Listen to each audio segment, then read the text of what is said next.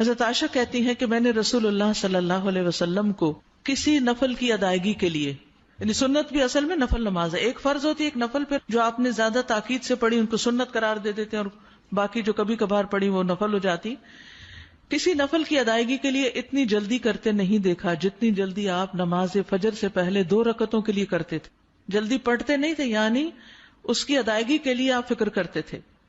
حضرت عائشہ ہی سے روایت ہے کہ نبی صلی اللہ علیہ وسلم نے طلوع فجر کے وقت 2 رکعت نماز، یعنی فرض کی بات ہے یہاں، آپ نے 2 رکعت نماز پڑھنے کی شان کے بارے میں فرمایا کہ ان کو پڑھنا میرے نزدیک ساری دنیا سے زیادہ محبوب ہے.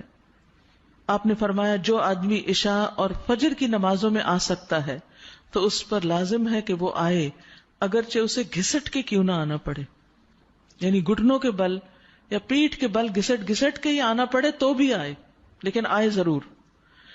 کیوں؟ اس لیے کہ جو شخص فجر کی نماز پڑھتا ہے وہ اللہ کی حفاظت میں آ جاتا ہے.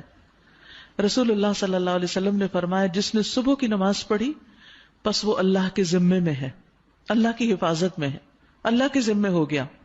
پس اللہ تم سے اپنی حفاظت کے بارے میں کسی چیز کا مطالبہ نہ کرے.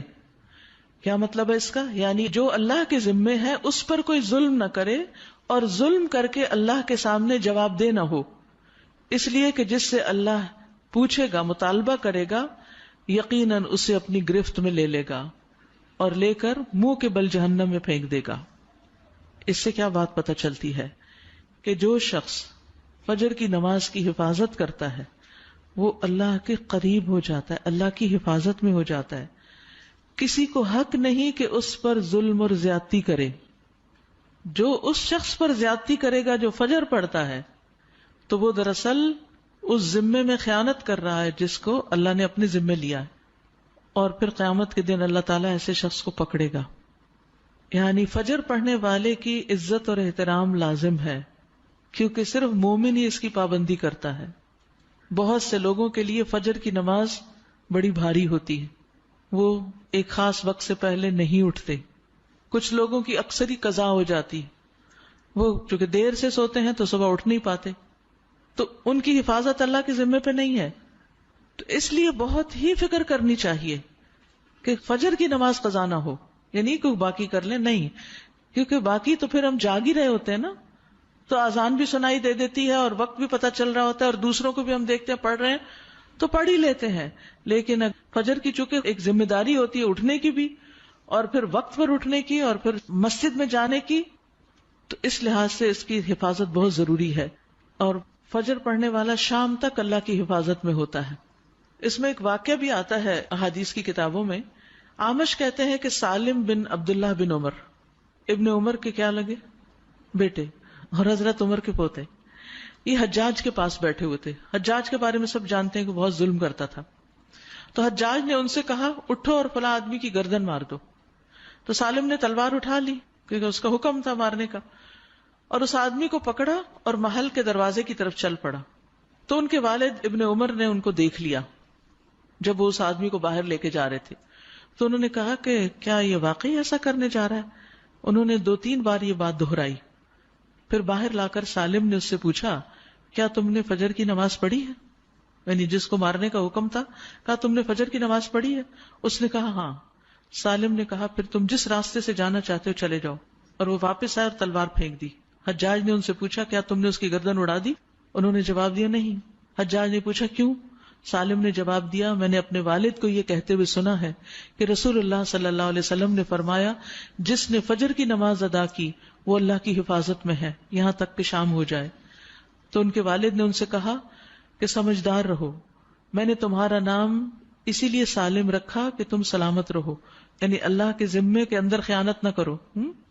تو بہرحال اس سے یہ پتہ چلتا ہے کہ انسان سے بڑے بڑے حادثے، بڑی بڑی مصیبتیں ٹل جاتی ہیں جب وہ فجر کی نماز کی حفاظت کرتا ہے.